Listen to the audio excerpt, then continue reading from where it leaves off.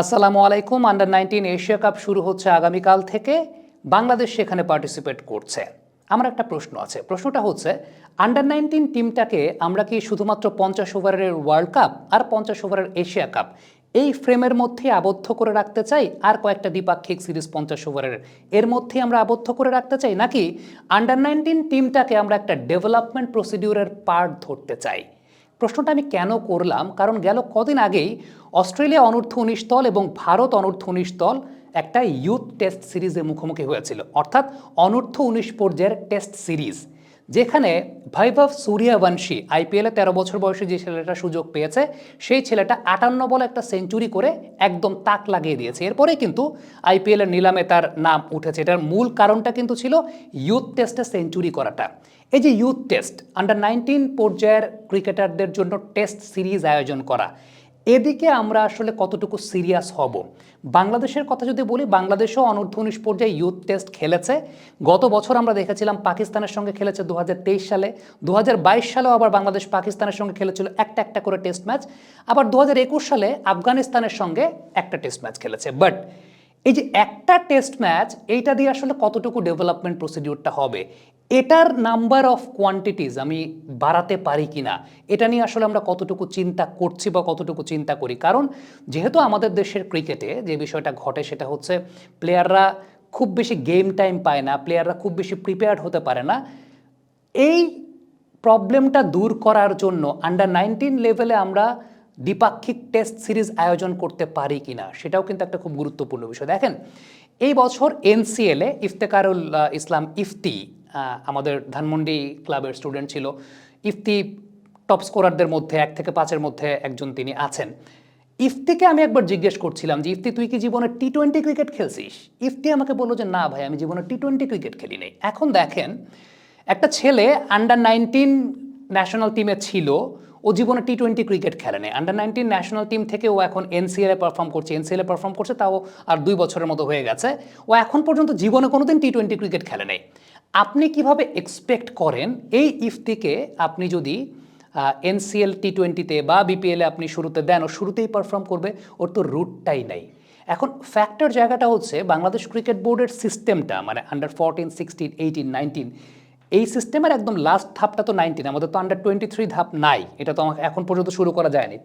তাহলে 19 ধাপটাকে আমরা seriously handle করছি না কেন ডেভেলপমেন্ট প্রসিডিউরের ব্যাপারে চিন্তা করে? কেন এই জায়গাটা আমরা শুধুমাত্র 50 ওভারের ফরম্যাট নিয়েই চিন্তা করছি? কেন এই ছেলেগুলোকে আমি টি-20-র স্কিল ডেভেলপ করাচ্ছি না? কেন এই ছেলেগুলোকে আমি লঙ্গার ভার্সন ক্রিকেটের স্বাদটা দিচ্ছি না? দেখেন, দিন শেষে লঙ্গার ভার্সন ক্রিকেট না খেললে আপনার টি-20 স্কিলও ডেভেলপ হবে না, আপনার ওয়ানডে স্কিল ওইভাবে ডেভেলপ হবে না। লঙ্গার ভার্সন ক্রিকেটটা আপনার সব ধরনের ক্রিকেটের স্কিল ডেভেলপ করে। সো আমার কাছে ব্যক্তিগতভাবে মনে হয়, আমরা যেমনটা দেখছি যে ইন্ডিয়া, অস্ট্রেলিয়া তাদের মধ্যে আন্ডার-19 ইউথ টেস্ট সিরিজ করে, আমি ডাকি না ভাই আফগানিস্তানকে, আমি খেলি না 2 ম্যাচের টেস্ট সিরিজ খেলি না। আফগানিস্তান চলে গেল, আমি এরপরে চেষ্টা করি আমি শ্রীলঙ্কা আন্ডার-19 টিমকে নিয়ে টেস্ট খেলি, চিন্তা করি, সমস্যা তো নাই। আমি শুধু আন্ডার-19 ওয়ার্ল্ড কাপে পার্টিসিপেট করব। ওয়ার্ল্ড কাপ তো আমরা একবার জিতেছি, বাট জিতে লাভটা কি হয়েছে? একমাত্র ওয়ালটন এসি দিচ্ছে 1 বছরের রিপ্লেসমেন্ট গ্যারান্টি।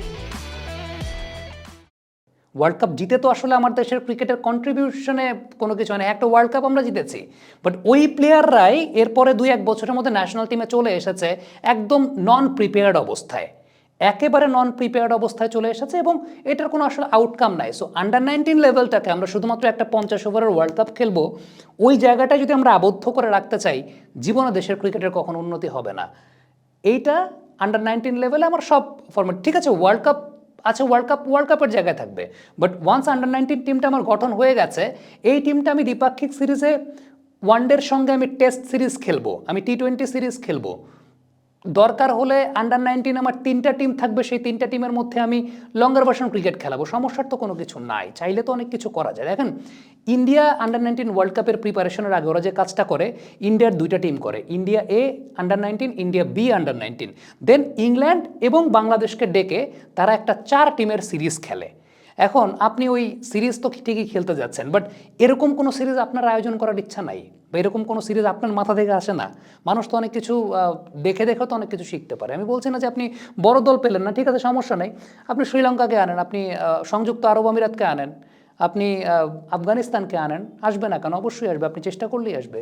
মানে ইটস অল অ্যাবাউট, আমার কাছে মনে হয় যে প্রপার প্ল্যানিংয়ের জায়গাটা, এগুলো ওই ডেভেলপমেন্ট প্রসিডিউর নিয়ে আসলে কতটুকু চিন্তার জায়গা হয়, কতটুকু চিন্তা করা হয়। আমার মনে হয় যে এইজ লেভেল টুর্নামেন্ট কমিটি এইটা একটা অনেক বড় জায়গা, এবং এই বড় জায়গাতে শুধু আন্ডার 19 না, আন্ডার 19 এবং আন্ডার 23 এই দুটোকে এক করে এইজ লেভেল একটা টুর্নামেন্ট কমিটি, যেটা আসলে খুব সচল থাকা উচিত বাংলাদেশ ক্রিকেট বোর্ডে। আদারওয়াইজ এই আন্ডার 19 ওয়ার্ল্ড কাপে আপনি হয়তো বা সেমিফাইনাল পর্যন্ত যাবেন, বা ভালো খেলবেন, 2-4টা ম্যাচ জিতবেন, ফাইনাল পর্যন্ত যেতে পারেন, চ্যাম্পিয়নও হতে পারেন ওয়ার্ল্ড কাপ, বাট সেটা সেই চ্যাম্পিয়নশিপের আসলে কোনো ভ্যালু নাই, কারণ ডেভেলপমেন্ট প্রসিডিউর আন্ডার 19 টিমটাকে আপনি ইনক্লুড করতে পারেন নাই। কমেন্ট বক্সে আপনাদের মন্তব্য, মতামত জানতে চাই।